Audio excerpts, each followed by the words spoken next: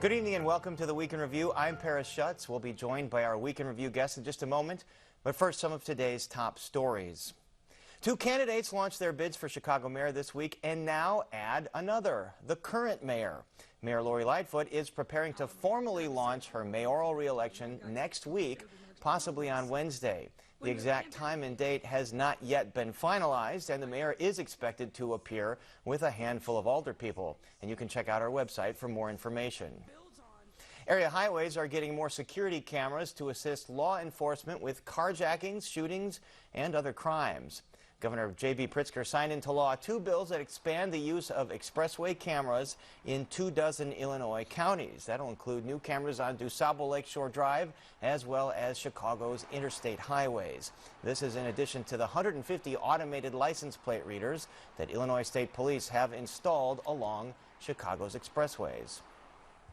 And now let's get to our Week in Review panel. Joining us are Mike Flannery of Fox 32 Chicago, Greg Pratt of the Chicago Tribune, Jermont Terry of CBS 2 Chicago, and Greg Hines of Crane Chicago Business. And let's get right into it. Republican gubernatorial candidate Darren Bailey doubled down last night, slamming the city of Chicago during the GOP debate on ABC 7. Let's take a look. Chicago is a great city, and we've got to restore it. But interestingly enough, a week ago, you probably heard me refer to it as a hellhole. And you want to know what happened within hours after I made that statement? A homeless man was burned alive. Mike Flannery, Darren Bailey calling Chicago a hellhole. Does that rile up the downstate base more than it turns off the perhaps more moderate voters in and around Chicago? Well, I think it's red meat thrown to the Republican-based voters who are people who are going to turn out in this primary. Republican primary voters in the city of Chicago and in Cook County probably don't disagree with that language or with the concept that he's expressing. They might use somewhat different language, Paris. Although on a beautiful night like tonight, there are certainly other words that I would use to describe Chicago. Jermont Terry, watching the candidates talk about school shootings and gun violence last night, nearly all of them universally said the answer to shootings in school are more armed guards, supporting law enforcement, and even relaxing restrictions on things like FOID cards. Is that the kind of narrative that plays in the Republican primary, just given the level of gun violence in Chicago and then what we saw in Uvalde? Well, I think if you look at it coming from the Republicans' point of view, sure, that may play towards their audience. But if you're looking at people who are sitting in many of these communities in Chicago where they are plagued by the violence, they don't want to hear about, you know, less laws that will regulate these guns. So while Bailey is obviously riling up people downstate and specifically those Republicans, the reality of it is that, you know, he's doing what he needs to do to get on the November ballot. And that is ideally what he has to do. So he's speaking to his base right now. And we'll see if some of those arguments stay the same once a candidate emerges from this and takes on Pritzker in the general election. Greg Pratt, the Tribune, had a story about Aurora Mayor Richard Irvin quietly starting a side business while he was mayor with two business partners that then got a contract from the city of Aurora. This follows some of our reporting on some political insiders that have gotten tens of millions of dollars in business in Aurora that have donated to Irvin's campaign. Then you also have the Tribune story talking about his girlfriend and Irvin telling his girlfriend that charges against her, police charges, would be, quote, taken care of. At what point does this slow drip start to impact his standing in the race? Well, one of his rivals was calling him a corrupt Democrat at the debate yesterday, which is about the most powerful thing you can say about a guy in that primary, aside from saying, you know, he's a liberal or whatever. So it wasn't... It's starting to catch up to him, and it's very interesting how you get this steady drip, drip, drip of a candidate who was vetted, at least theoretically, by the state's richest man, and all of these things are coming out, and, you know, you got to wonder at what point do people start to pull the plug on that enterprise? Right, the state, you mentioned the state's wealthiest resident, Ken Griffin, who donated another few million to bring the total to $50 million to Irvin and the other slate of statewide candidates that he's backing. Greg Hines, all these commercials paid for by all of this money, does that drown out some of this reporting on Irvin's background? Quite possibly it does, but this is a strange race, and Mr. Irvin in particular is in a particularly peculiar circumstance. He is trying to act as conservative as the other conservatives right now because he's got to get to the Republican primary, but in fact he's more to the political center, it would appear, than his rivals. If he wins the primary, I predict he'll pivot toward the center, and you'll start him talking about some things. He's dropped a couple little hints, like at the debate, for instance. He was the only candidate who talked about, although he didn't get specific, talked about we need to take guns, make it harder for criminals to have guns. Now, he didn't specify how, but I didn't hear that from anybody else. But first, he's got to get to the primary, so he's going to be tougher than tough. And Tribune stories, and this was a good one, I think. Like this one, I'm not going to help.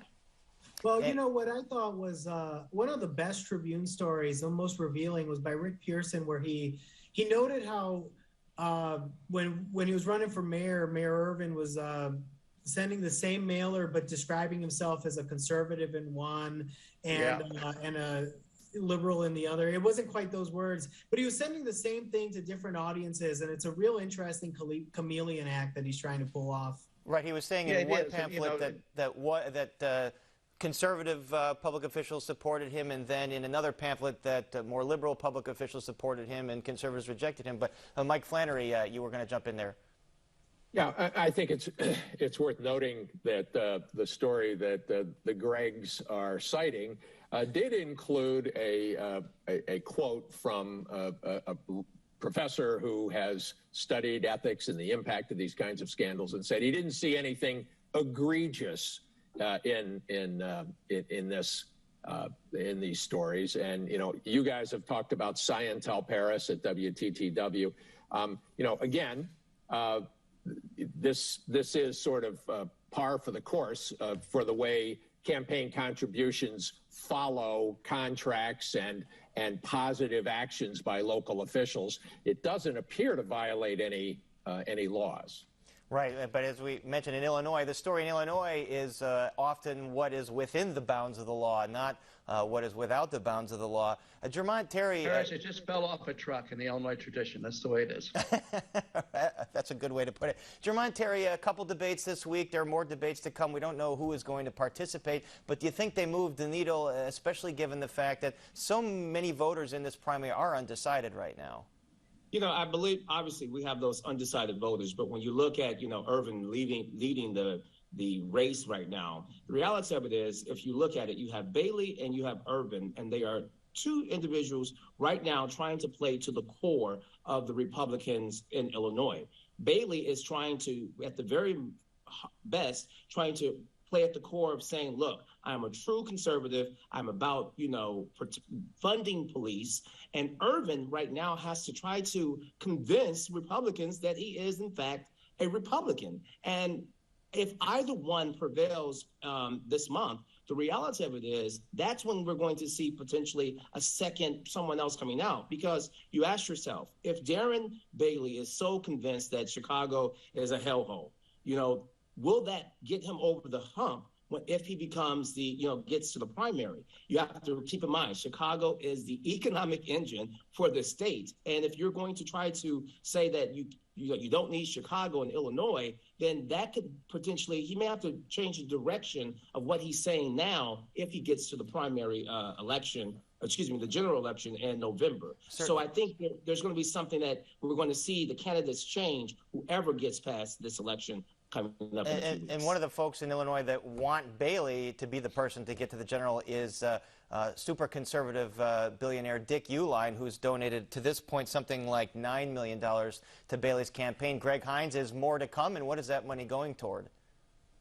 It's going for ads that primarily suggest that Mr. Irvin really isn't a Republican, that he's really a Democrat.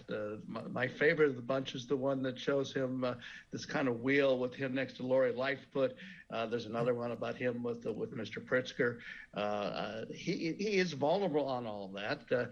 For instance, he's talked about FOID cards are a disaster now. We need to change it. But less than a year ago, he hosted at the Aurora Police Department a press conference with J.B. Pritzker to sign a new law that revamped the FOID program.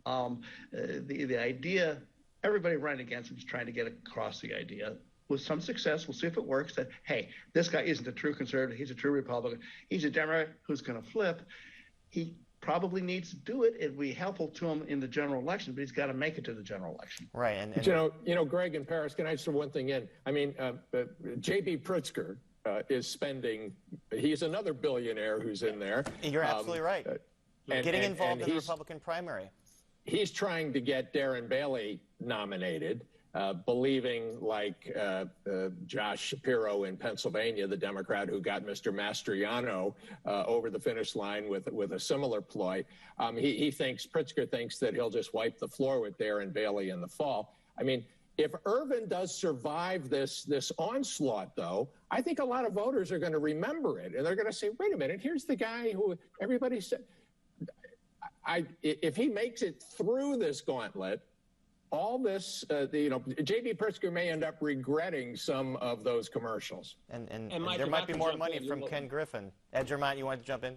Yeah, I was going to say, Urban has a new ad out, and he's really, there's a roundtable discussion where you just have people saying he's tough. He's taking all of this. And the reality of it is he's trying to let people know, I'm taking the higher road. I know the arrows are coming at me. And you're right, Mike, if in fact he makes it to November, then it changes the direction of how this race is going to go against Governor Pritzker, because you're right. He does want Bailey. Pritzker wants Bailey to be there, the candidate, because he knows he can likely eat him up. Well, that harkens back to the story we did on his text saying that he hated Trump. Might hurt him now, might help him in the general. We got to move on to the municipal election. Elections back to back here. Greg Pratt, we saw two new folks jumping in, Alderman Villegas, Alderman Roderick Sawyer, and then perennial candidate Paul Vallis.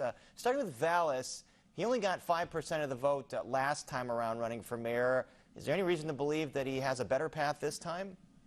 Well, he has a clear lane this time, and there's reason to be skeptical of a Vallis candidacy, no doubt about it. But he's not competing with Bill Daley, Jerry Joyce, Bob Fioretti, Gary McCarthy, Gary Chico, and to a lesser extent Susana Mendoza. Right now, he's the only person fitting that lane, and it is a significant lane. Now, that said, is Vallis going to get somebody to give him a bunch of money? I'll believe it when I start to see it, because he's, under-delivered in that realm before. But he does have an open lane right now, and he's somebody who you can't completely write off. And he's certainly not short of energy and ideas. It's tough to corral him in these interviews. That he talks so fast. Mike Flannery, what about Roderick Sawyer? What is his lane, and who might his benefactors be? Well, that's not clear. He has gone. I spoke to the two of them for my program for tonight, as I know you've spoken to both of them as well. The one thing they agree on is that one of the first things they're going to do is fire Police Superintendent David Brown. The two of them are also focusing on crime, calling Mayor Lightfoot an abysmal failure. Calling her out for not delivering on her campaign promise to reduce the violence that was on its way down when she took office in 2019. Sawyer's a bit of a surprise, and the announcement, the way the announcement sort of it felt like it came out of nowhere. Yeah, it was unusual, so we have to see just what substance and in which direction Sawyer's going to take the campaign. And Greg Hines, as we talked about earlier in the show, Mayor Lightfoot expected to announce her re-election next week. She wants to have some alder people with her at this announcement. As we know, she has rubbed many of them the wrong way. So who do you expect to be there with her and support her in this re-election? Oh, I'd look for some committee chairman, for instance, people that she's moved into positions of honor. Maybe Scott Waguespack, the head of the Finance Committee. She really counted last time on lakefront type voters, and he's one of them. Maybe Pat Dowell from their South Side, who's running for Congress and doesn't want to alienate Lori Lightfoot right now. This mayor, her numbers are not very good. There's a all kinds of possibility that lightning could strike in a bottle with one of these folks. So this is far too early to predict, but I wouldn't write off Lori Lightfoot either. You never write off a mayor. Some things have started to go right for her, but until she solves this crime problem, if we have as bad of a summer as we've started to have, she's going to be very vulnerable if somebody else can really put it together. And Greg Pratt, oh, yeah, go ahead, Jerome. If I could jump in on that, I would agree with Greg there, because you have to realize the more people who jump into this race that actually they're splitting the vote, and it is making Mayor Lori Lightfoot, she's saying more people, she wants more people to jump in, because all it's going to do is just split that vote. And while her numbers are low, it's going to essentially make her out to, she won what, all 50 wards last time. Does in she the have runoff, yeah. Yeah, I mean, in the runoff. But I mean, will she have that support now? Likely not. But so more people jumping in, all of these aldermen jumping into this race, Lori Lightfoot, I believe, is sitting back just saying, bring them on. I can win with a smaller percentage because they're going to split that vote. Well, Greg Pratt, the other thing she's saying is it's all men right now taking her on, and she's the lone woman. Is this the kind of dynamic that we're going to see out of her in the race? Because she's a number of times said that the criticism to her is because that she's African American, she's lesbian, she's a woman. Is this the kind of dynamic we're going to expect? Sure. Lori Lightfoot's going to burn her opponents to the ground. She's going to tie them to the stake and burn them. She is not. She is a ferocious fighter for herself and for. And frankly, for the things she believes in and for the city. She's going to light people up, and there's no doubt about that. And that's one of the things that people who are thinking about running for mayor have to worry about, that she is not a pushover, and she's going to defend herself, and sometimes she's going to hurt people's feelings. She compared Preckwinkle, Mendoza, Chico, and Daley to cockroaches after the Burke raid. I mean, she is not somebody to trifle with. She has a real record that she can run on, and she's going to. And as tough a hand as she has, and she has a very tough hand, she's just as tough a person. It's worth throwing one more name in there. The Southside City Council member Sophia King, who is studying this race. If you go to the website at the Tribune that Greg contributes to there, with the mayor's race, who's in, who's out, she's one of the half dozen or so who is looking at it.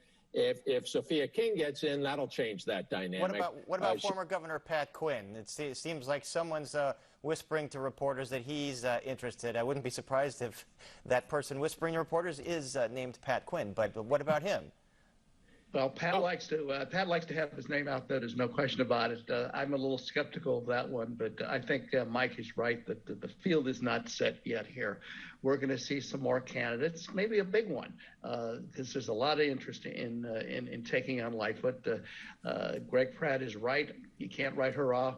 She's a tough cookie, but there's a perception out there that she's vulnerable, and as long as that is out there, you're going to see more and more candidates. It also seems that there's really no one the business community's coalesced around, and Ken Griffin is so involved in the governor's race, but we have not seen him involved in any way in the mayor's race to this point, so we'll have to watch that. We do have to get to the violence over Memorial Day weekend. Here's how Chicago Police Superintendent David Brown graded his force after the most violent Memorial Day weekend in 5 years, where 9 people died from gun violence. Take a look.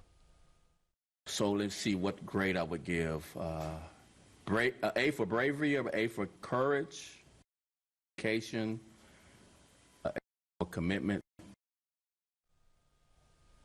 Jermont, Terry, summer holiday weekends we've come to expect in Chicago are violent. We've also come to expect whoever the police superintendent is to kind of spin the numbers to say, well, it wasn't as bad as this year or wasn't as bad as it could be. Do you think that what happened on Memorial Day portends for a fairly violent summer? If being in Chicago, we all know that it looks bad. And the reality of it is, when you hear stats that we saw and those numbers that we saw from this Memorial Day weekend, if you live in the city, all you're saying is, what more can they do? This does not look good for David Brown. It doesn't look good for, the officers out there. But I will tell you, I have talked to high-ranking Chicago police officers and even those who are on the streets. They're still dedicated. But the reality of this violence is they're in certain communities, and I know you're probably going to hit this, where we have the officer that was shot in West Inglewood, they're getting a huge resistance just doing their basic job. And I think that is the issue that we're seeing when it comes to a portion of this crime. Yeah, teens running around and curfews, a different story. But when you're talking about gun violence and officers being targeted, just driving on patrol, that resonates with residents in a way that's leaving them a little scared. And officers are still committed, from the ones I've talked to go out there, but they also feel as if they're in the middle of this political this is some of this is being politicized, they tell me, because if they get a new mayor, they get a new superintendent, so they feel as if is everything happening the way it should? And the officers that I'm talking to and I have talked to said they feel as if they're in the middle of a political season as well. You brought up that officer that was shot in Englewood, that was taken to the hospital. First of all, does anyone know the condition? The last we heard from the police department, she was in serious but stable condition, and any more word on catching some of the alleged offenders? And that's to anyone out there. CBS 2 sources are saying that the officer will be in the ICU for the next 10 minutes. In regards to that individual, despite that massive presence that they had at 63rd and Loomis, the reality of it is they came out there with such force and they did not find that individual. They know who he is, but they have not been able to track him down. So that is, the question. I mean, we're talking about a person that was on electronic monitoring. He was just released in February for gun charges. So someone is likely helping this individual along the way, but the reality of it is police are not getting the help that they need to find this person. All right, we'll follow this investigation. Greg Pratt, are you hearing anything out of the police department in terms of a summer plan that's different than what we've heard year after year after year? I mean, all we hear typically for holiday weekends is canceled day offs, mandated overtime. Is this all we're hearing right now in terms of a plan to tackle this? Well, honestly, it all sounds more or less the same to me, and I don't know if that's a layman thing or otherwise, but they say all hands on deck, they're canceling days off, and they're working to pinpoint areas that struggle, and that seems to be what they say every year, and some, your results may vary. So I don't know, but that's not I'm not the policing reporter, but I think the perception is that they're more or less doing what they usually do, except with a smaller force now because of all the retirements. Yeah, all the attrition. Mike Flannery, at the national level, there are reports now that the bipartisan group of senators are talking about some possible gun restrictions, something like raising the age from 18 to 21 to purchase an assault rifle, nationwide red flag laws, perhaps stronger background checks. Any of these, in your mind, stand any chance of getting 10 Republican votes, because that's what it would take to avoid a filibuster? I think it's a real long shot, but I think it's also possible. I mean, we're in uncharted territory, Paris. The front page of the New York Times this morning, I still do get the old dinosaur print edition. It had on the front page the headline, mass shootings just won't stop. 20 in the last 7 days, and I think it's up to 22 now. I mean,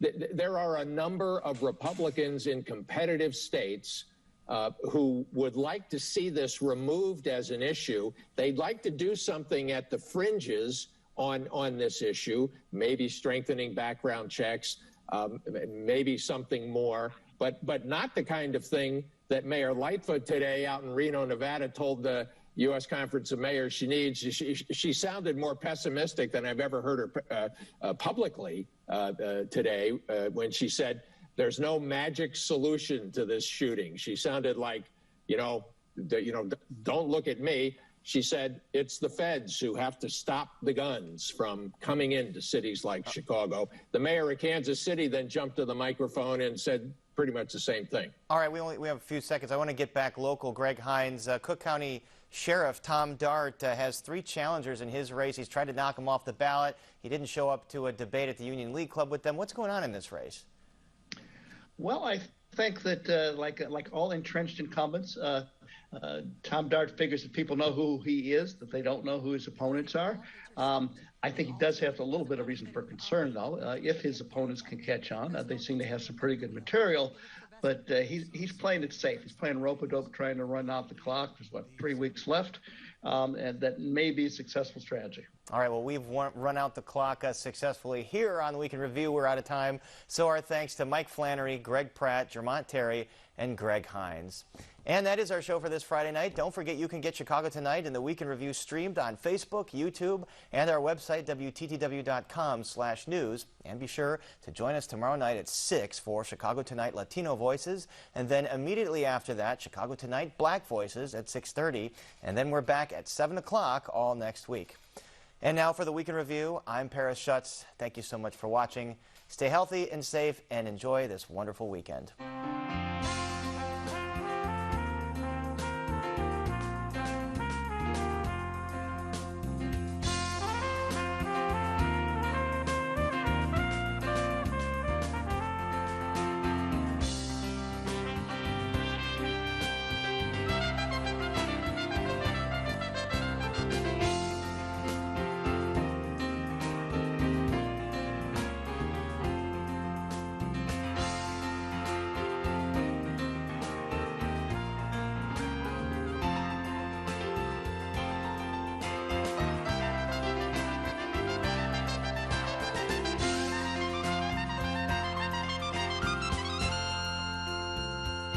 Closed captioning is made possible by Robert A. Clifford and Clifford Law Offices, a proud sponsor of diversity, equity, and inclusion-focused free continuing legal education for lawyers throughout the region.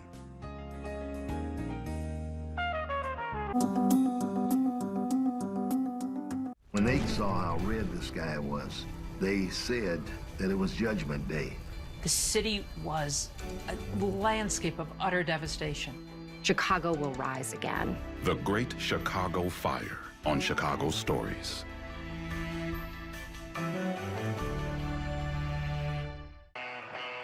Ladies and gentlemen, the Rolling Stones.